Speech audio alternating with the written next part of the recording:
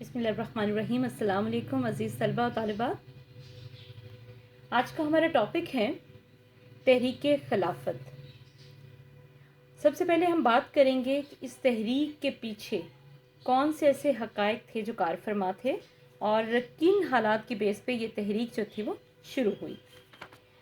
تو 1857 میں جب خلافت کا منصب عباسی خاندان سے عثمانی خاندان میں منتقل ہو گیا تو خلافت کا مرکز بھی مصر سے ترکی منتقل کر دیا گیا۔ ترکی میں اسلامی خلافت قائم تھی اور بر صغیر کے مسلمان جو تھے وہ خلافت کو اتحاد عالمی اسلام کی علامت سمجھتے تھے، اس لیے وہ ترکی کے سلطان کو بڑی عقیدت و احترام کی نگاہ سے دیکھتے تھے اور اسے پوری دنیا اسلام کا دینی اور روحانی پیشوا سمجھتے تھے۔ طرابلس اور بلکان کی جنگوں میں انگریزوں نے ترکی کے دشمنوں کی امداد اور حمایت کی تھی، اور یوں 1914 سے 1919 میں جب پہلی جنگ عظیم کا آغاز ہوا تو ترکی نے برطانیہ اور اپنے اتحادیوں کے ساتھ مل کر جب جرمنی کا انہوں نے مدد ان کو فراہم کی اور جرمنی کا انہوں نے ساتھ دیا۔ ترکی نے تو برطانیہ اور اس کے اتحادیوں کے خلاف جرمنی کا ساتھ دیا تھا۔ تو جنگ عظیم میں جب ترکی اور اس کے ساتھیوں کو شکست ہوئی تو یونان نے برطانیہ کے کہنے پر اپنی فوجیں سمرنا کے علاقوں میں اتار دیں۔ اس سے صاف ظاہر تھا کہ برطانیہ اور اس کے حلیف جو تھے وہ مسلمانوں کے مقدس جو مقامات تھے ان کو تباہ و برباد کرنا چاہتے تھے۔ ایسے میں خلافت کمیٹی جو تھی وہ قائم کی گئی، جس کے ذمہ یہ کام لگایا گیا کہ ترکی کے مستقبل اور مقدس مقامات کی حفاظت کے لیے اجتماعی اقدام کیا جائے۔ لہٰذا 5 جولائی 1919 کو آل انڈیا خلافت قائم کر دی گئی۔ تحریک خلافت کے جو بانی قائدین تھے ان میں ہم بات کریں گے مولانا عبدالباری، ڈاکٹر ایم اے انصاری، چودھری محمد علی، مولانا شوکت علی، حکیم محمد اجمل، سیٹھ محمد چھٹانی اور ممتاز حسین کے نام جو ہیں وہ قابل ذکر ہیں۔ کانگریس نے بھی اس تحریک میں بڑھ چڑھ کر حصہ لیا تھا اور کانگریس کی طرف سے مسٹر گاندھی، ابوالکلام آزاد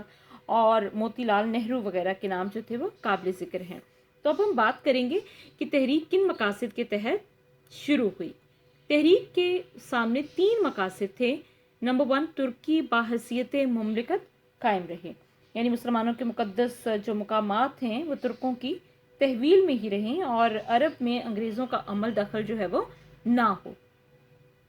نمبر 2 پر خلافت کا ادارہ قائم رکھا جائے، جیسے خلافت عثمانیہ جو تھی اس کا عہدہ اور اس کا خلیفہ کا جو عہدہ ہے وہ اسی طرح سے برقرار رکھا جائے۔ اور اس کا تیسرا جو مقصد تھا وہ تھا حرمین شریفین کی حرمت، یعنی جتنے بھی ترکی کی مقدس مقامات ہیں، جگہیں ہیں،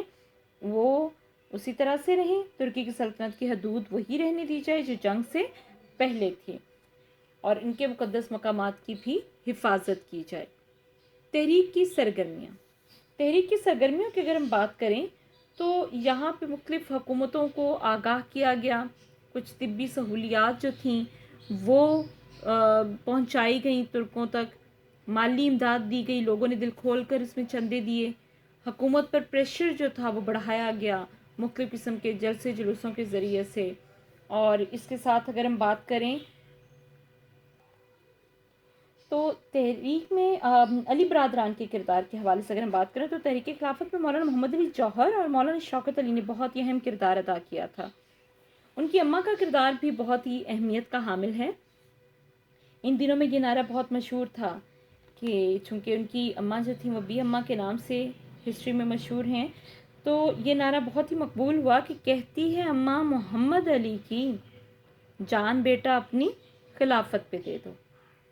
تو یہ ایک ایسا زبان زدام نعرہ تھا۔ اس کے ساتھ ہم بات کریں گے مسلم صحافت کے کردار کی، تو مسلم صحافت نے بھی زوردار کردار ادا کیا، جس میں مولانا ظفر علی خان نے اپنے اخبار ذمہ دار میں، مولانا آزاد نے الہلال میں،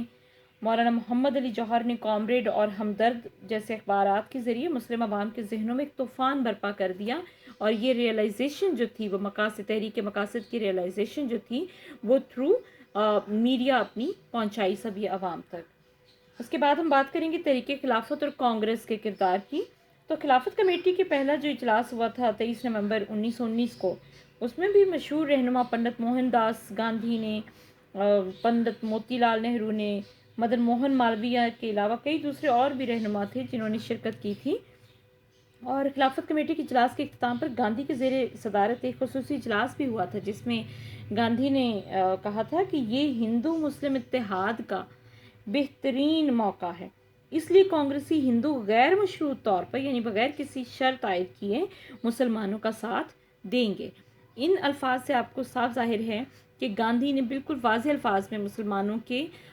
کا ساتھ دینے کی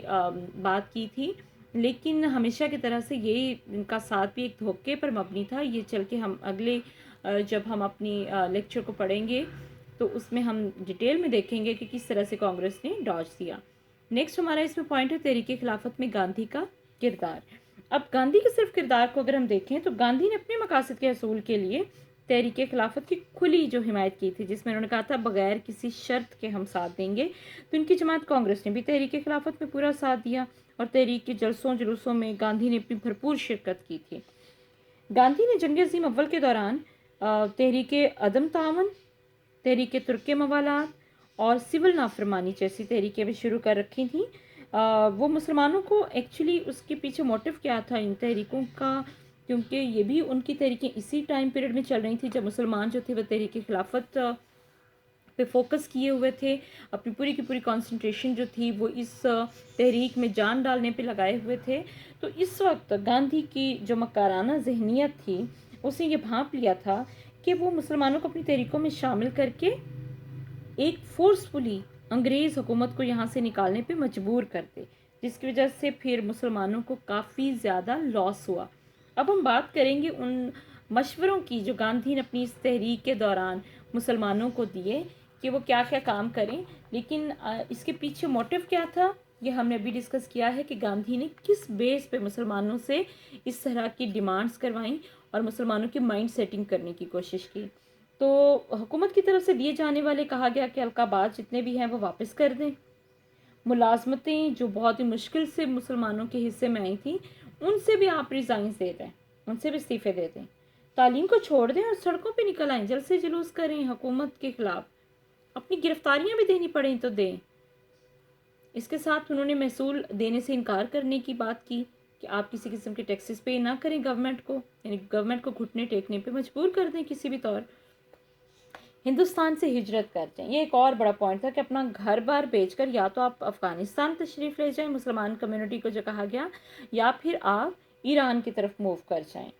اس طرح کے مشورے دینے کا خاص طور پہ مقصد گاندھی کا کیا تھا کہ مسلمانوں کے خلاف انگریز حکومت کے نفرت اور غصے کو اور زیادہ ہوا دینا اور اپنی طرف سے شروع کی جانے والی جو تحریکیں تھیں ان میں اور زیادہ جان ڈالنے کے لیے، یعنی مسلمانوں کی طاقت کو، جوش کو، جذبے کو اور جنونی کیفیت کو اپنی تحریکوں کی کامیابی کے لیے وہ استعمال کر سکیں۔ اس سے نیکسٹ ہم انشاءاللہ لیکچر میں اپنا ریمیننگ پڑھیں گے کہ اس طریقہ پھر کیا انجام ہوا اور گاندھی کے مشورے کا کیا رزلٹ رہا۔ بہت شکریہ۔